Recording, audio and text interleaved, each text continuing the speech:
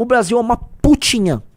Parabéns a todas as lideranças políticas, desde 88, especialmente, que nos colocaram nessa posição de uma putinha. Então, e aí, Riso? Tudo certo? Teve um bom feriado de 9 de julho? Tio, eu trabalhei aqui. Verdade, eu também, como um bom paulista, num feriado ligado a São Paulo, naturalmente você trabalhou, eu também, e eu acho que isso é muito importante, tá?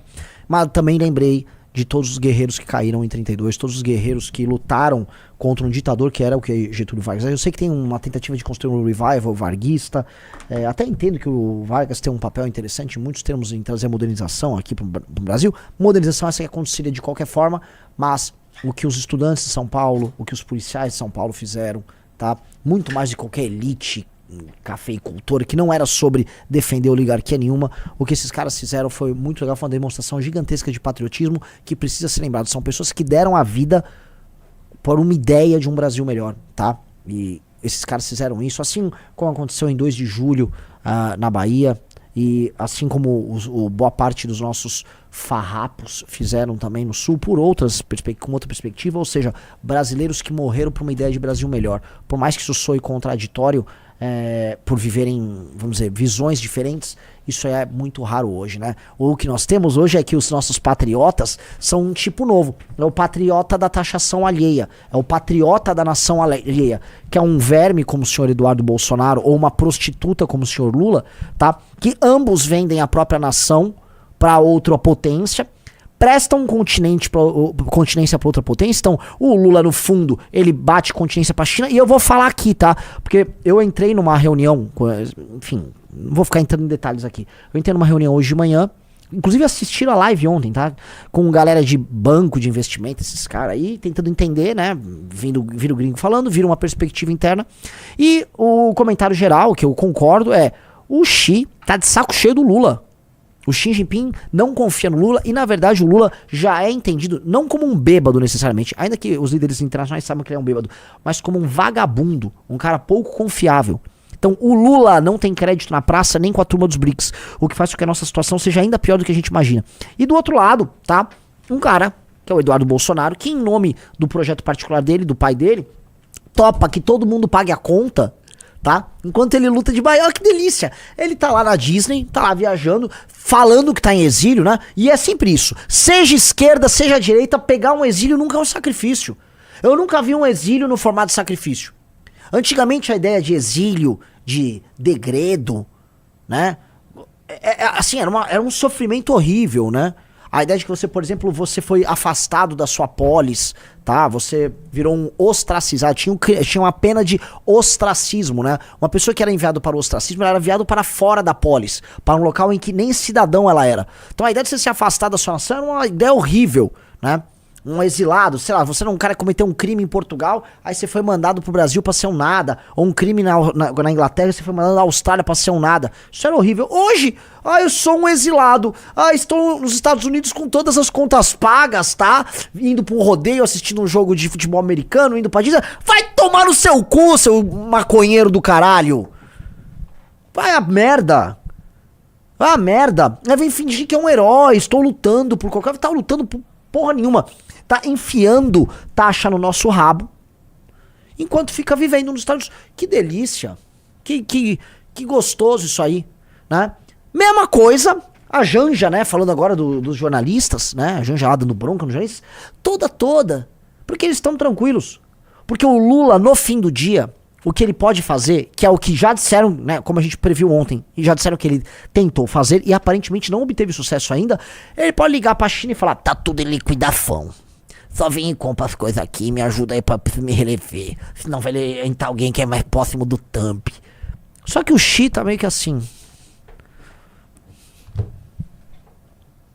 Porque o Lula, pela própria tradição do PT, por mais que o Lula esteja alinhado aos BRICS, o Lula e o petismo buscam a validação da esquerda europeia, da própria esquerda norte-americana.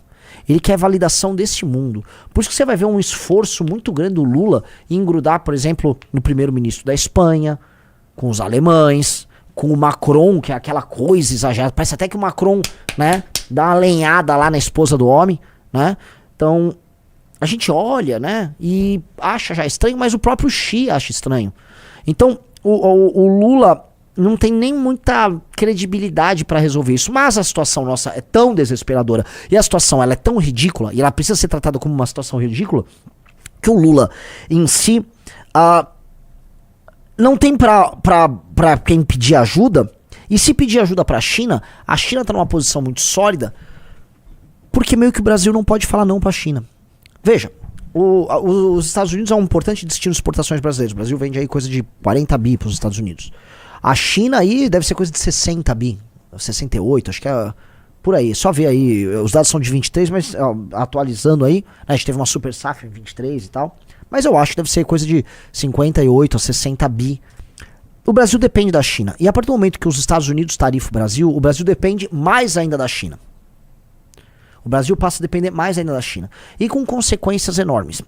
Ontem nós tiramos sarro da carta do Eduardo Bolsonaro.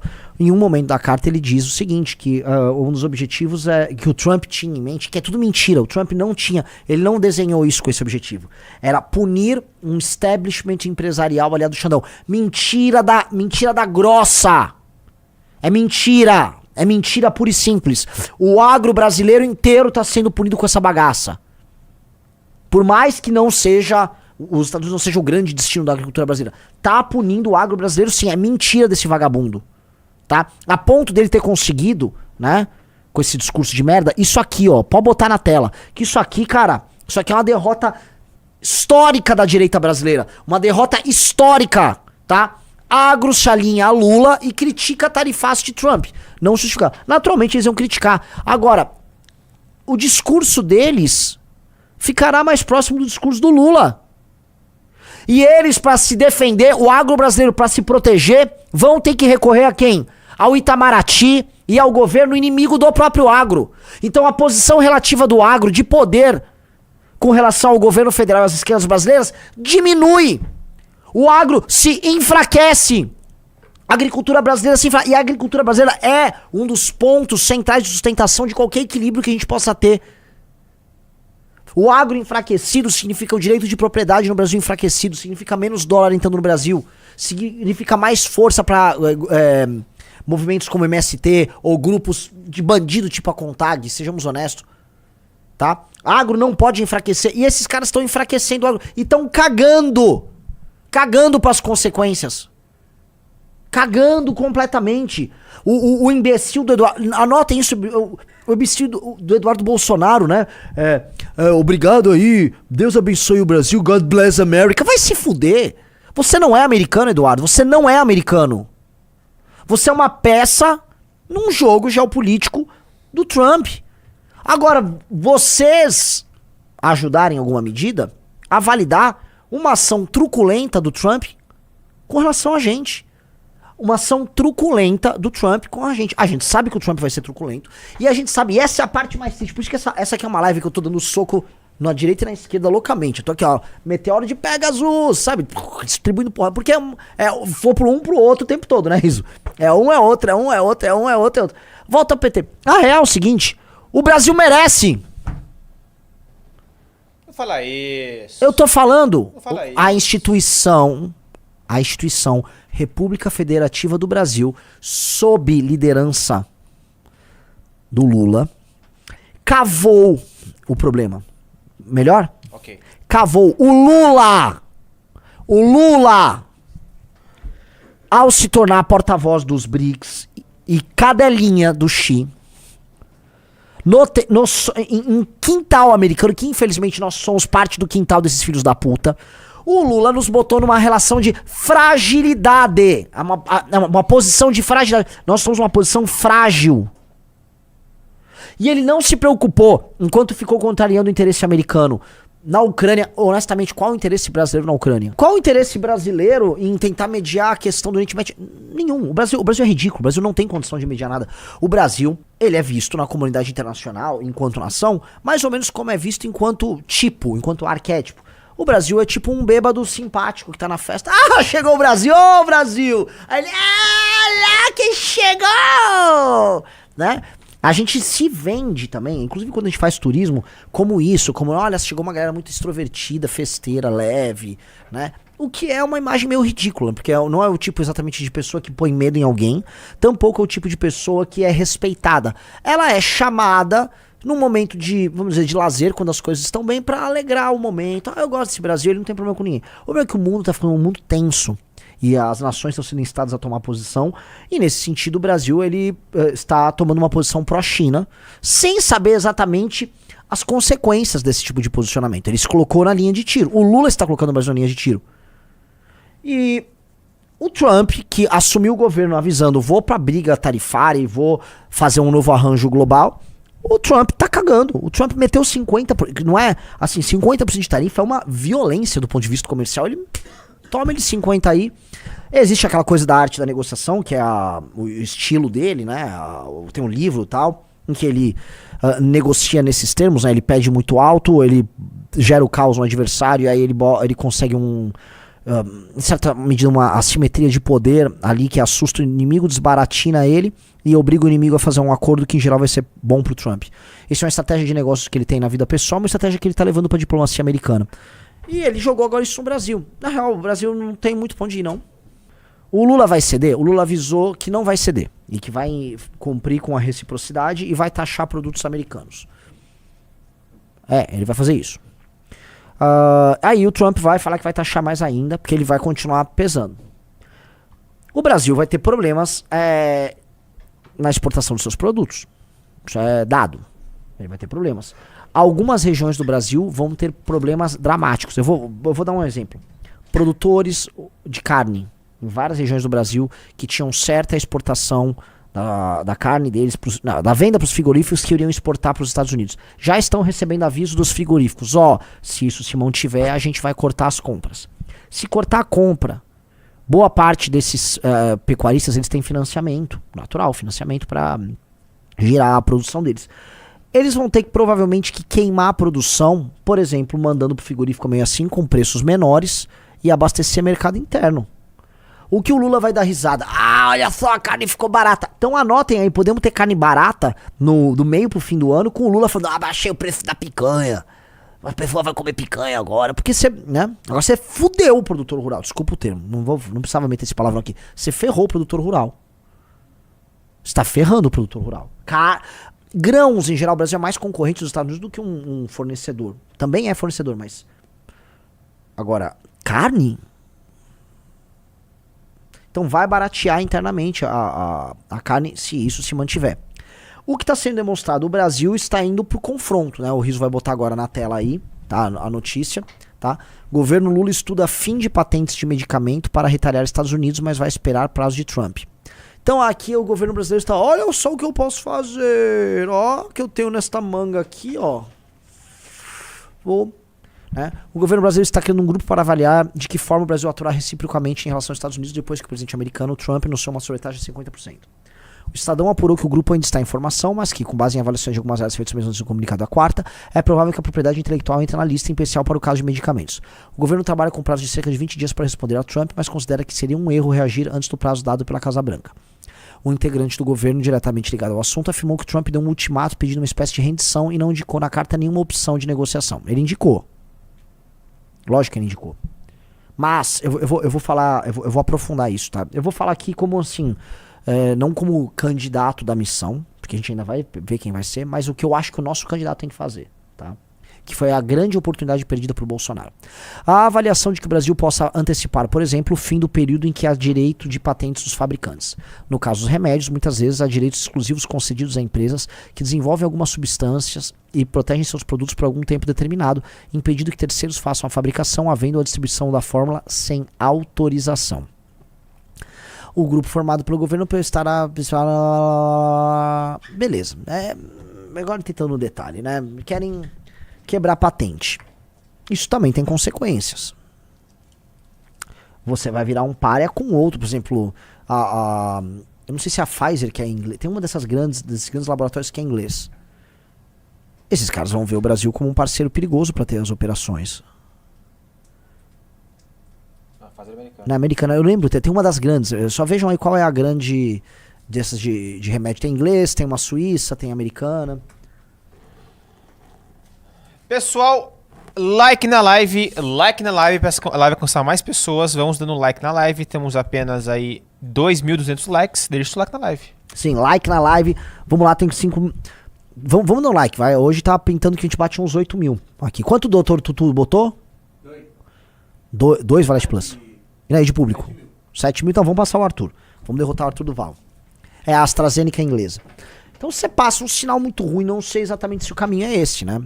É um caminho meio cubano, a resposta que o governo quer dar. Que é tipo, vou sair quebrando regra internacional. Entenda uma coisa só, o Lula não pode se esquecer, tá? O Brasil aplica muito mais tarifas aos americanos do que os americanos aplicam ao Brasil. O Brasil já tinha uma relação de tarifária desproporcional. O Trump agora foi pras cucuias, obrigando uma reformulação. Mas o que o Trump quer não é exatamente que o Brasil resolva a questão das tarifas. Ainda que se isso for o termo da negociação que ele vai obter, ele vai cantar de galo e falar que ele venceu para os americanos, certo? Ou seja, para o Trump é uma vitória já. O que o Trump quer é desarticular o Brasil como essa peça-chave do BRICS.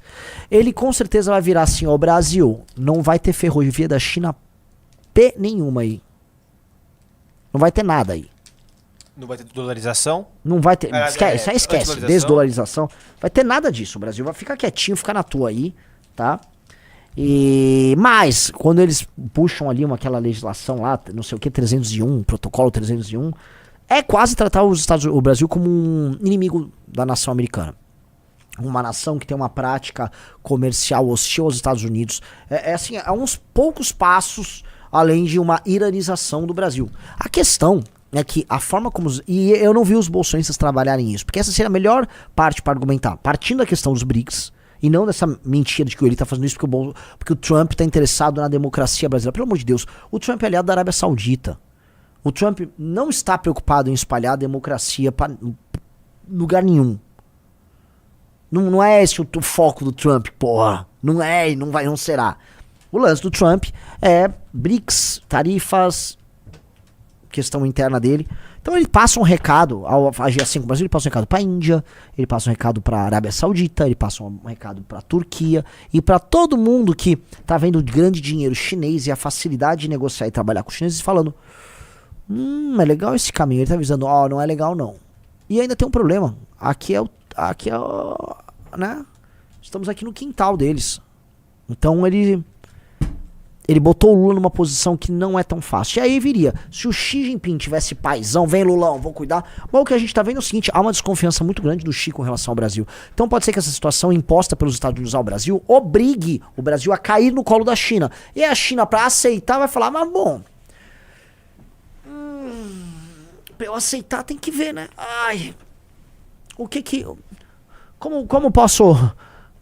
Como posso ser beneficiado nisso? A China vai querer a ferrovia, a China vai querer concessão de pontos estratégicos de logística aqui no Brasil. Que mais? A China vai querer uma submissão ainda maior do Brasil. Então, não me parece uma situação fácil. E mesmo esses produtos brasileiros, a gente está falando da produção de setores dos mais diversos, na casa das dezenas de bilhões, que vão ficar no colo tanto do produtor rural quanto das indústrias brasileiras. A China falar, vai, me dá um pouco disso aí, mas me dá em liquidação. Suco de laranja? Tá, mas eu vou pagar tanto, tá? Eu pago tanto. E a China vai fazer isso, que é esse meme maravilhoso, que tá rodando como nunca, que é um meme que tem super a ver com boa parte das vitórias que a China obtém por WO, com base no fracasso de algumas das negociações do Trump, que é esse do nothing win, faça nada, vença, que é a China ali, né? A gente precisa lembrar que a China, para tudo, ela tem um horizonte muito de longo prazo. Enquanto nação, a China, por não ser uma democracia, ela não necessita de fazer agrados de curtíssimo prazo para o grande público. Ela pode fazer seus planejamentos estratégicos perante o mundo no longo prazo. Então ela joga um jogo no long run. É no long run, então é com calma. Então deixa os Estados Unidos aí. Te maltratou, né, Brasil? Calma aí, vai. Deixa eu ver. É que eu tô ocupado aqui com outra questão, mas... Então, o Lula...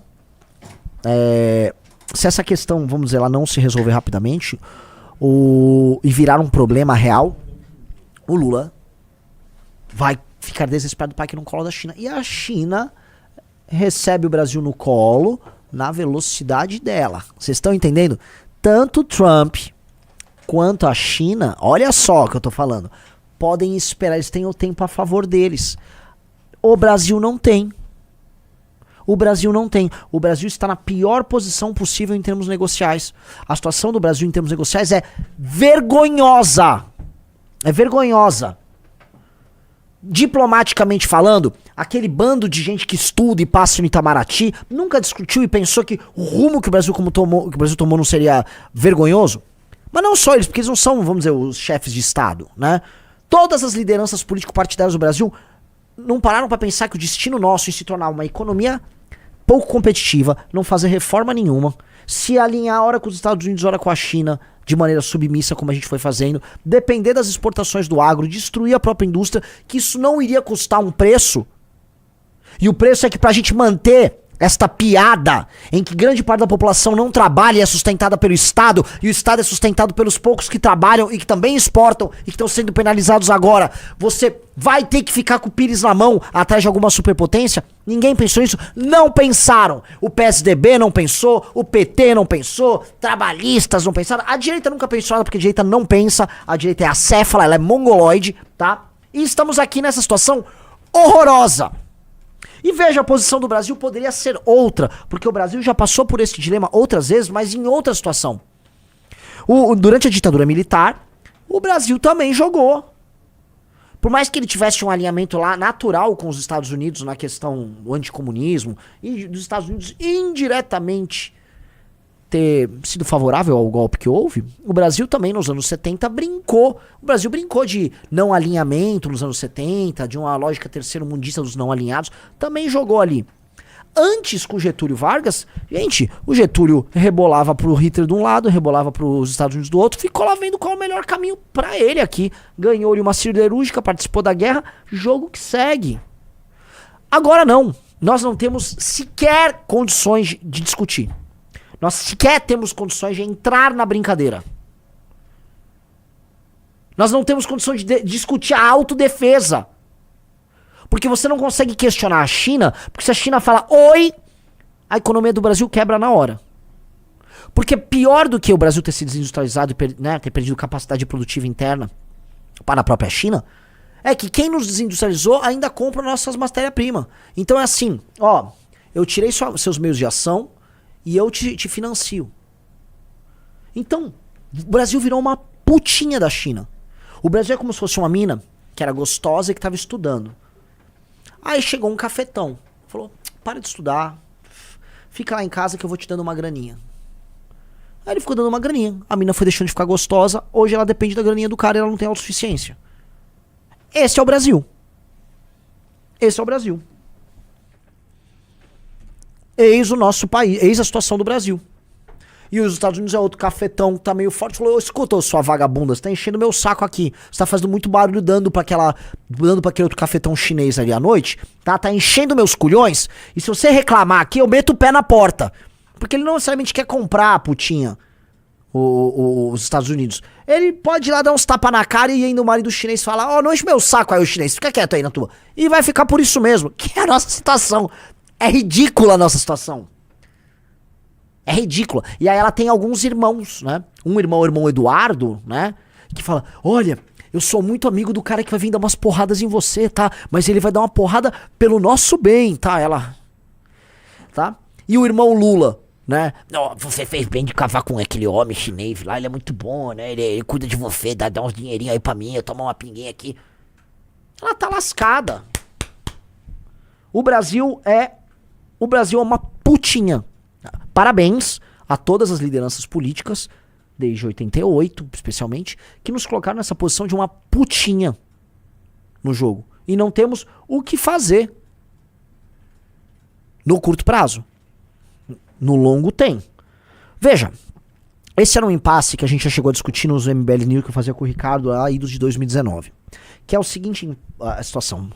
O Brasil estava no BRICS e o presidente era do Bolsonaro. O Bolsonaro não rompeu com o BRICS, ele ia nas reuniões e tal, ele não dava aquela ênfase, mas o Brasil estava no BRICS. O Brasil tinha que ter virado pro Trump e falou, cara, eu quero romper com o BRICS. Pra eu romper com o BRICS eu preciso de ajuda. Você quer que eu me alinhe?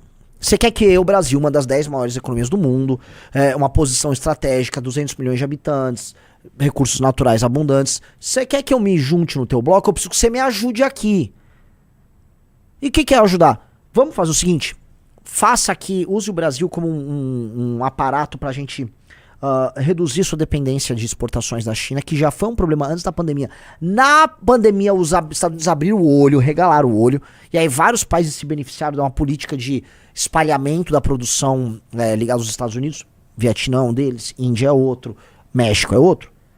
E aí, eu quero que você me ajuda nisso. Em troca, eu vou fazer uma reforma de competitividade no Brasil. Porque não adianta trazer uma indústria aqui para produzir um produto mais caro do que o da China, do Vietnã. Como então? Temos que ter reforma de competitividade pra caralho! Mas demais! Demais, tá? Preciso talvez de apoio logístico estratégico dos Estados Unidos para eu passar essas reformas aqui. Ele poderia ter feito isso. Se ele quisesse alinhar, porque o objetivo dele é alinhar os Estados Unidos. Eu acho que se a missão chegar à presidência da República, ela tem que começar urgentemente a fazer uma reforma da própria competitividade no Brasil. Ou seja, a gente tem que pegar a putinha que tá na mão do chinês e mandar ela estudar agora e aprender a trabalhar e ralar. Mas ralar, sabendo que ela não é mais gostosa, ela não é mais uma gostosinha, ela já tá... E mandar a putinha trabalhar, vai trabalhar e estudar, tá? Porque a putinha, pelo menos ela tem inteligência, ela tem potencial ali. Vai. E aí ela vai valorizando... E aí o vizinho americano olha do lado, aí o vizinho do lado da outra rua europeu, e aí ela começa, vou fazer um serviço pra você, tal, não um serviço de job, ela vai fazer um serviço sério. Virei advogada, eu tô vendendo não sei o que, tal, vendo seguro, sou arquiteta, não importa. Ela começa ali a gerar independência financeira, fala, China, não tô mais morando com você, tá, tô morando sozinha. E aí ela começa a ser dona do próprio nariz para estabelecer boas relações econômicas. Ou seja, nós precisamos urgentemente de uma agenda de competitividade para que neste jogo geopolítico a gente se posicione. Do jeito que tá, não dá. Siga a 14ª missão.